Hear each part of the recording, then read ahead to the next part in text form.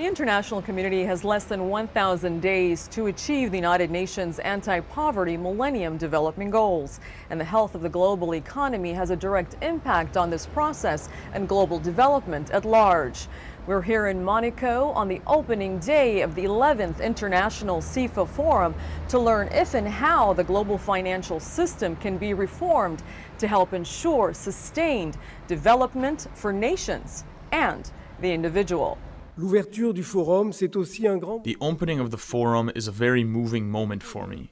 It's a time of great joy because it is the tangible fruit of work done throughout the year.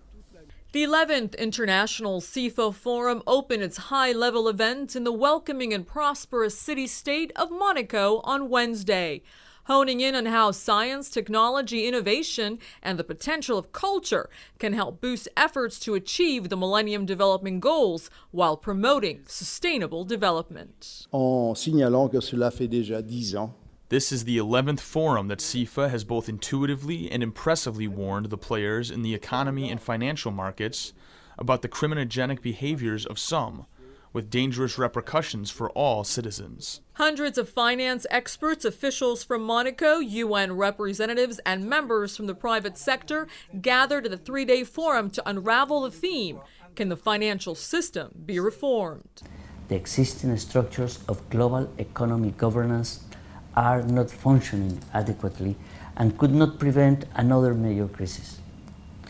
A more participatory system of global economic governance requires further broadening and strengthening of the involvement of developing countries in international economic decision-making and norm-setting.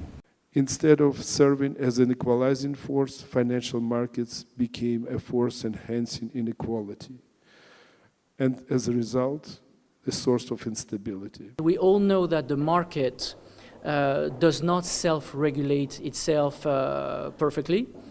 And on another hand, we know that too much constraints, rules, regulations, norms, etc. are harmful to business. The whole of the world is doing badly, and if we continue in this scheme, we will all end nowhere. That is why I wanted to congratulate you, because you have dared.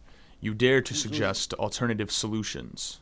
Enjoying consultative status at the United Nations, the Convention of Independent Financial Advisors is a nonprofit Swiss foundation established to protect the rights of the investor and to protect and defend the interests of the independent financial advisor at both national and international levels. Its membership consists of 70 national associations, which represent about 1 million financial intermediaries with affiliations around the world. We have a special consultative status. We want to work on getting our regular, general consultative status, which is a status that only about 130 non-governmental organizations have in the world that are accredited with the United Nations. No one can escape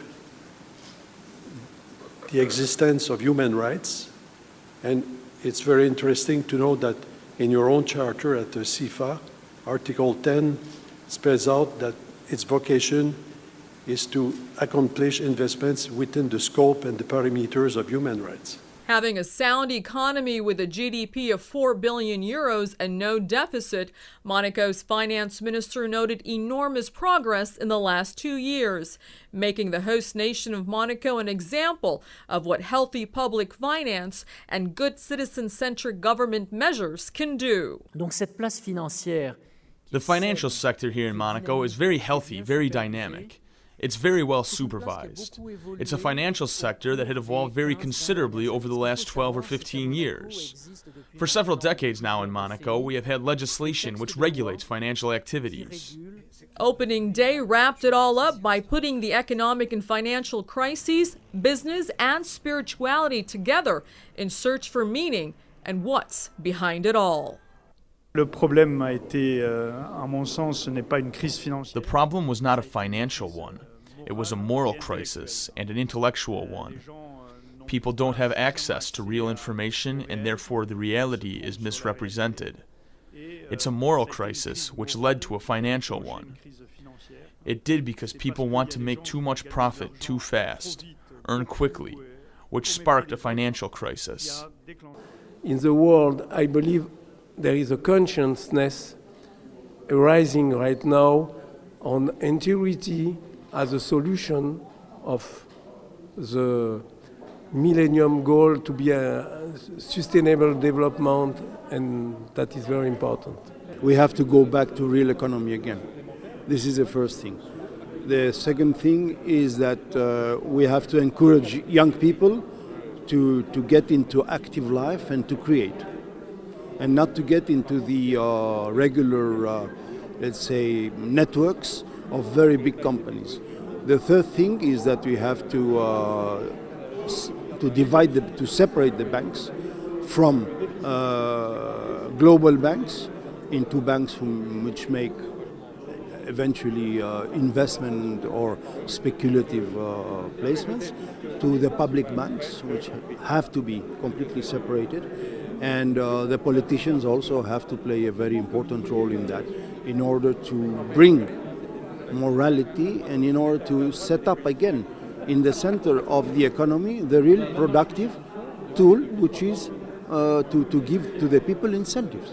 We'll be back tomorrow on day 2 with special coverage of the 11th International CIFA Forum to hone in on issues and developments affecting the global economy and the world of finance. For South News, I'm Afaf Kanja reporting from Monaco.